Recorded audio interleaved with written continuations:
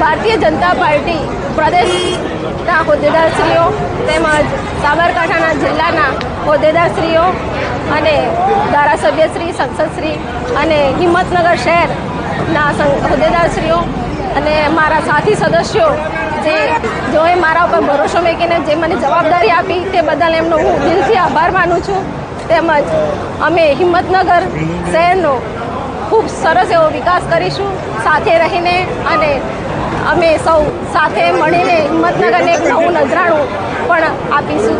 અને હિંમતનગર તેમજ જિલ્લાના સંગઠનના સર્વે હોદ્દેદારો સાથે રાખીને અમે સૌ સાથે મળીને કામ કરીશું. જે આગળના જે લોકોએ કામ કર્યું છે તે અધૂરા કામ છે એ પૂર્ણ કરીશું, અને હિંમતનગરના પબ્લિકમાં રહીને એમની સાથે રહીને કામ કરીશું.